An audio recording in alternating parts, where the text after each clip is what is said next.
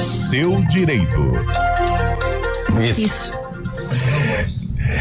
3h15. A partir de hoje temos a volta do quadro Seu Direito. Às sextas-feiras também. Às sextas nós conversamos sobre direito público e eleitoral. Dr. Marcelo Pellegrini está de volta aqui com a gente. Que prazer tê-lo aqui, Dr. Marcelo. Boa tarde, bem-vindo. Puxa, Varizo, eu que agradeço. Uma boa tarde a você, a Tayla, a CBN. Bem-vindo, doutor. Muito obrigado aos ouvintes. É uma alegria poder voltar a participar aí da grade normal, né, da CBN. Eu venho com muita satisfação pra cá e bater um papo aí com vocês, com os ouvintes. Muito obrigado aí por me receberem novamente. Aumentou até o número de inscritos aqui no YouTube, ó, Tayla. Vamos começar a conversar então. Essa semana, coincidentemente, aconteceu aqui em Campinas, mas a gente já vê em outros locais também, principalmente em câmaras municipais, né? Depois o senhor pode explicar pra gente se no Congresso também, na Assembleia, que é a questão da comissão processante. Pra gente, pro nosso ouvinte entender, né? Porque é algo que tem sido noticiado. O que é uma comissão processante, doutor Marcelo? Legal, o tema é muito relevante, viu, Guarizo? Independente da questão de Campinas, eu desconheço até o mérito da discussão aí travada. O fato é que as comissões processantes são aquelas que visam afastar mandatos. E aí tem tanto do Legislativo quanto do Executivo. E quem regulamenta isso é uma única norma. É o Decreto-Lei 201 de 67. E nem Estado, nem município pode legislar sobre o tema. O Supremo decidiu lá em algum momento que esse decreto foi recepcionado pela nossa ordem constitucional. O Supremo também fixou o entendimento que só a União pode legislar sobre comissões processantes.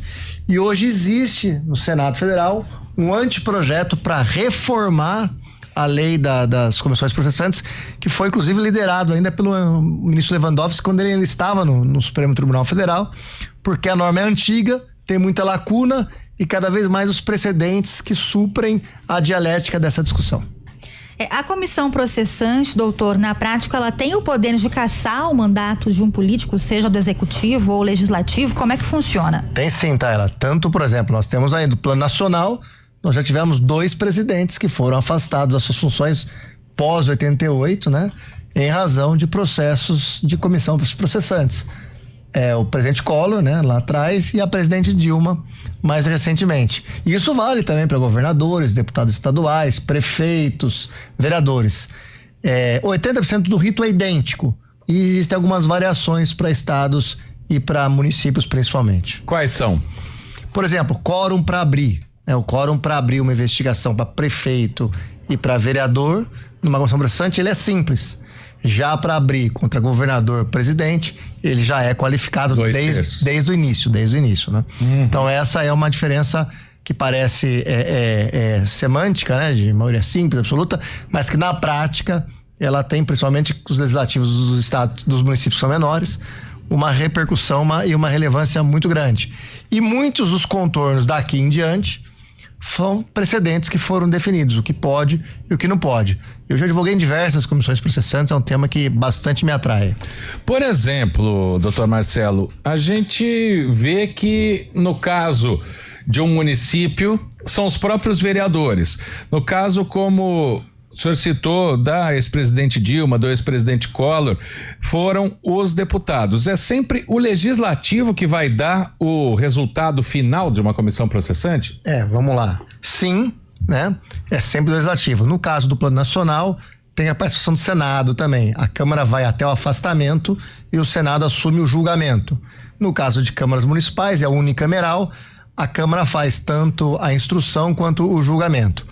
E esse realmente é um ponto a se discutir. E aí, tanto para o próprio legislativo, dentro dos seus pares, quanto para o executivo, prefeitos e governadores. É assim que funciona.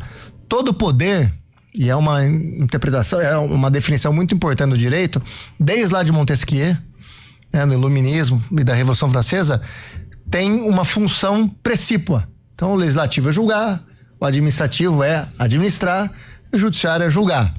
Mas todos eles também controlam um ao outro, né, que seria uma função atípica. Então, no caso da CP, é o legislativo exercendo uma função atípica, qual seja, de julgamento. Eu pergunto isso, até peço desculpa para Tayla aqui que eu corto, porque muitas vezes o mérito da comissão processante nem é tão julgado, né? Porque se oposição vai derrubar, né? Isso aí. É assim que você não tem de onde correr. Exatamente. Se seguir o trâmite, né? A decisão de mérito é política. E aí nós temos as comissões processantes por crimes de responsabilidade, que são os ilícitos do artigo 1º do Decreto-Lei 201, e as comissões processantes por infrações político-administrativas, que estão lá nas definições do artigo 4º do Decreto-Lei 201. E as consequências são diferentes. Na primeira, afasta e suspende ex políticos. Na segunda, só afasta. Até citando o exemplo aqui de Campinas, né? O Guarizo citou a abertura de uma CP, uma comissão processante nessa semana, foi aberta e aprovada pela Câmara de Campinas para investigar o vereador Vini Oliveira, que é do Cidadania, e essa comissão apura justamente uma infração político-administrativa, que é uma visita aí, uma vistoria, né? Que o vereador teria feito no Hospital Mário Gatti, sem autorização para apurar uma denúncia, e aí segundo a Câmara isso pode, né, apontar então uma infração político-administrativa. Aí nesse caso, né, doutor, isso pode resultar em perca de mandato também? Como é que funciona? Pode, Tayla. Os vereadores, eles têm a função de legislar e de fiscalizar. Ponto, né? Esse me parece que é a palavra-chave desse caso em específico, o poder fiscalizatório, né? Ninguém diverge, a Constituição garante o poder fiscalizatório. O que se discute é em que termos, de que forma, com responsabilidade, etc. Mesma coisa no direito de expressão, né? Todo mundo tem liberdade de expressão, né? Já batemos muito papo sobre isso. Mas também encontra limites. Essa vai ser a tônica. E sim, se primeiro agora aberto o processo, tem uma defesa prévia, um primeiro julgamento, debates, provas, instruções, ao final, em tese, pode levar até a perda do mandato do vereador. Bom, e o que precisa, né, para aprovar a cassação do mandato depois, porque toda a comissão, ela tem um relator, né, e ela tem um presidente também, como que é formada a mesa e como que se chega ao resultado, se vai cassar ou não o mandato? No mesmo dia da abertura, então, primeiro, quem pode propor o processo não são só membros do legislativo, qualquer cidadão pode, que é o caso concreto. Segundo, ele é posto em votação na primeira sessão. Ele é aberto com maioria simples, o que aconteceu. Terceiro, é feita o sorteio. Alguns até não quiseram participar, tem que respeitar lá a proporcionalidade das bancadas, mas já se definiu os 3 nomes.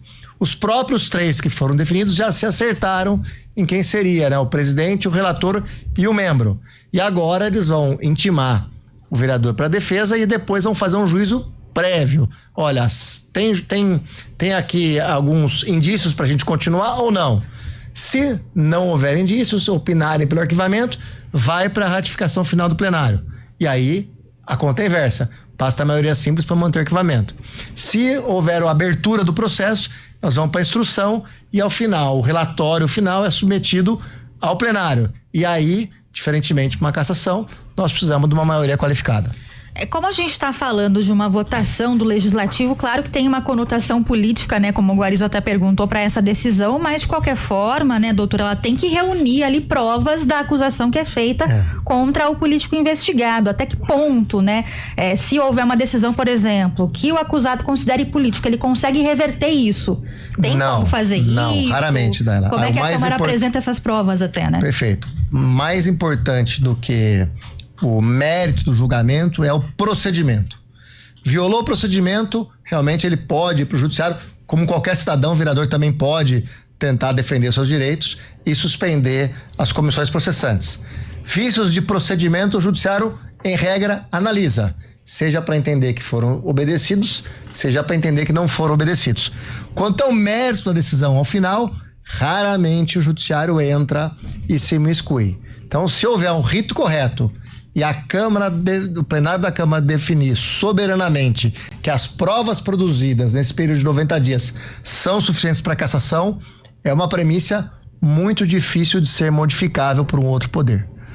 Existem precedentes que são de justa causa, em alguns casos limites, mas é bem escasso essa possibilidade. E tem como recorrer o político que perdeu o mandato? Sim, o judiciário é, nos dizeres do ex-ministro Marco Aurélio, a última trincheira do cidadão. O vereador é um cidadão. Então ele pode tanto discutir se o procedimento está sendo obedecido, e aí o judiciário tem que enfrentar se sim ou se não, e pode também tentar discutir que o mérito não é suficiente nas provas. E aí a chance do judiciário falar sobre isso é menor, porque aí ele estaria se imiscuindo no mérito de uma decisão soberana de um outro poder que com ele tem hierarquia, no caso, o poder legislativo. É o equilíbrio de forças. Tá certo, então a gente entendeu melhor aqui cada passo de uma comissão processante com o Dr. Marcelo Pellegrini, advogado especialista em direito público eleitoral e que vai estar agora todas as sextas-feiras com a gente novamente aqui no Estúdio CBN no quadro Seu Direito. Muito obrigado pela visita aqui com a gente, Dr. Marcelo, e até sexta que vem. Alegria minha voltar aqui à CBN, a você, a Tayla, que sempre me recebem aqui com muita galhardia, e vamos lá, vamos para mais uma sequência. Muito obrigada, doutor. Até a próxima sexta, então. Agora, 3h26. Seja... Estúdio